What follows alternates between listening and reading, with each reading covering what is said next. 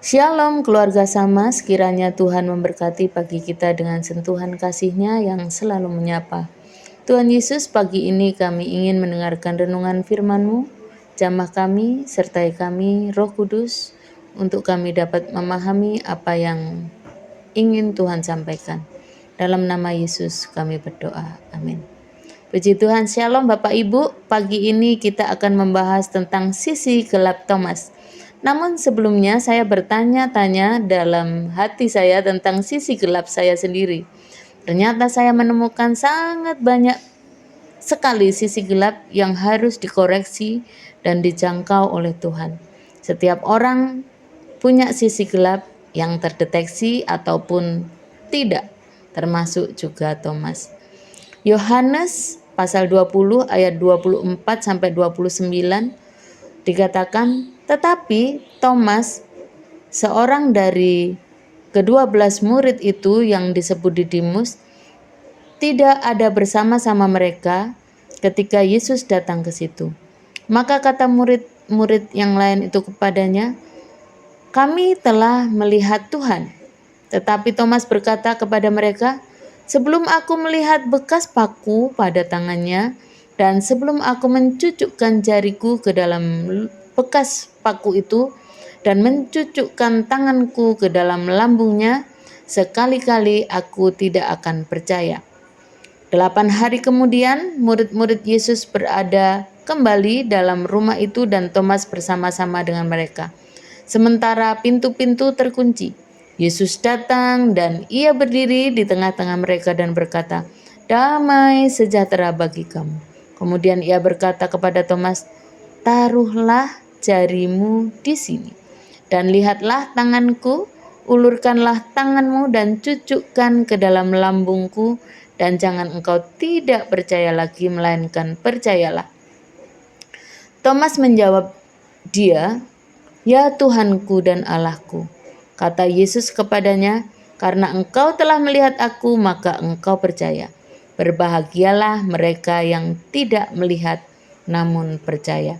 Thomas adalah satu dari 12 murid Yesus yang terkenal dengan kisah tentang keraguannya. Thomas tidak hadir saat Yesus pertama kali menampakkan diri kepada muridnya ya. Ketika murid lain berkata, aku tuh melihat Tuhan loh, Tuhan Yesus bangkit. Thomas menolak untuk percaya dan bersikap skeptis dengan berkata, wah, sebelum aku mencucukkan tanganku, jariku di dalam bekas paku itu, aku tidak akan percaya. Nah, Bapak Ibu yang dikasih Tuhan, apa itu skeptis? Adalah sikap kurang percaya, ragu-ragu, atau cenderung mencurigai kebenaran suatu informasi sebelum ada buktinya yang memadai. Kadang itu juga ya, secara logika gitu ya. Secara logika memang gak mungkin sudah mati 3 hari, masakan bangkit. Dilihat secara apapun itu tidak memungkinkan, kecuali secara iman. Bapak Ibu yang dikasih Tuhan, ternyata iman kita harusnya melebihi logika kita. Saat kita memiliki iman, kita mampu percaya bahwa Yesus adalah Tuhan. Padahal orang-orang di luar sana ya, semua orang di luar sana bilang, oh Tuhan kok mati, gitu kan. Nah, dengan iman juga kita bisa percaya bahwa Allah Tritunggal ada dengan pemahaman kita yang benar. Padahal orang-orang di luar sana menyebut-nyebut dan mengolok-olok kita bahwa Tuhan kok 3 kayak gitu ya. Semua mempeributkan Allah Tritunggal. Masa Tuhan ada 3 dan lain sebagainya. Tapi kita pahami dengan iman. Dengan iman maka kita bisa percaya bahwa ada hidup yang kekal yang diberikan kita saat kita percaya sampai akhir pada Yesus Kristus. Bapak Ibu yang dikasih Tuhan, semua yang saya sebutkan di atas nggak masuk akal. Tentang Tritunggal, tentang hanya percaya tapi bisa masuk surga, tentang Yesus 3 hari kok bisa bangkit. Secara logika itu memang tidak masuk akal. Tapi justru itulah membuktikan bahwa Dia adalah Allah yang melebihi atau melampaui segala akal manusia. Akal manusia tidak dapat menampungnya. Saat kita memiliki iman, maka kita bisa mempercayainya. Tapi saat kita tidak memiliki iman, maka hal tersebut di atas hanya bisa kita perdebatkan. Enggak bisa, enggak mungkin, oh mungkin, enggak bisa, dan lain sebagainya. Bapak Ibu yang dikasih Tuhan. Thomas saat Yesus bangkit, dia berpikir dengan keras. Mosok sih? Gak mungkin. Sini, mana buktinya? Bapak Ibu yang dikasih Tuhan, sikap kurang percaya, ragu-ragu, dan cenderung mencurigai kebenaran informasi sebelum ada tandanya, sebelum dilihat, itu memang bisa terjadi kepada siapapun. Jangan sampai kita menghakimi si Thomas ya. Kasihan dia. Kenapa? Karena kalaupun saat itu kita ada di tengah-tengah murid Yesus dan kita berada di posisi Thomas, bisa jadi kita juga melakukan hal yang sama seperti Thomas.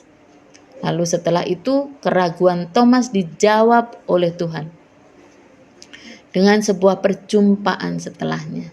Yesus katakan, ayo sini jarimu, tusukkan di tanganku yang terkena paku. Mana tanganmu? Sini, cucukkan ke dalam lambungku, dan jangan engkau tidak percaya lagi. Nah, pengakuan iman setelah melihat dan menyentuh luka Yesus, keraguan Thomas itu jadi hilang. Ia menyatakan iman yang sangat dalam dengan mengakui, ya Tuhanku dan Allahku. Ini adalah salah satu pengakuan keilahian Yesus yang paling jelas di dalam Alkitab.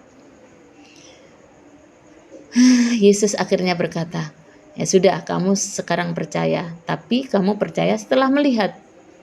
Berbahagialah mereka yang tidak melihat, namun percaya. Perjumpaan itu mengubah Thomas yang ragu-ragu menjadi murid Yesus yang berani dan percaya. Bahkan tradisi gereja mengatakan dia memberitakan Injil hingga dibunuh di sana. Kini pertanyaan itu berbalik kepada kita. Dunia ini semakin tidak baik-baik saja. Benar? Banyak berita simpang siur yang kadang membuat hati kita khawatir. Bagaimana ini, bagaimana itu, bisakah aku dan keluargaku melewati tantangan kita, bisakah kita mempercayai Tuhan atau karya Tuhan dan firman-Nya yang mengatakan bahwa Dia menjamin masa depan kita. Saat banyak tantangan, saat banyak kesulitan, bisakah kita itu mempercayai karya Tuhan dan firman-Nya yang mengatakan Dia menjamin masa depan kita dan memberikan masa depan yang penuh dengan pengharapan? Ataukah kita mulai berpikir nih, ikut Tuhan itu susah, ikut Tuhan menderita, gak ada seneng-senengnya, lalu diam-diam kita mau meninggalkannya karena masalah kita atau sakit yang tidak kunjung membaik. Bapak Ibu yang dikasihi Tuhan, mari kita memiliki pikiran Kristus, pikiran yang ditundukkan kepada Kristus, mempercayai janjinya ya dan amin, walaupun belum nampak. Itulah yang dinamakan iman. Saya punya cerita sedikit nih, saya singkat saja. Mungkin di doa pagi pernah saya ceritakan ya, bahwa saya pernah divonis oleh dokter tidak akan punya anak lagi. Mustahil katanya, karena saya punya miom 14 cm yang menutup rahim saya. Secara logika memang benar. Secara kedokteran ya betul juga. Tapi ternyata saat dilihat dari kacamata iman, Tuhan sanggup melakukan perkara di luar otak saya yang dangkal ini, ilmu saya yang tidak cukup memahami karya Tuhan yang dahsyat. Dia memberikan berkat-Nya di luar apa yang saya pahami. Bapak Ibu yang dikasihi Tuhan, mari kita mengimani Dia, mempercayai Dia. Percayalah Dia adalah yang terbaik. Mari saya dan saudara semuanya setialah sampai akhir. Jangan pernah meninggalkan Tuhan. Imani Dia sampai akhir hayat kita. Karena Dia memiliki dan memberikan janji-janji dan bukan janji palsu. Janjinya ya dan amin. Yesus, tolong kami untuk dapat memahami karya-Mu yang agung dengan kacamata iman kami. Karena saat kami ingin memahami-Mu dengan logika kami tidak sanggup. Karena Engkau adalah Tuhan yang melebihi segala akal.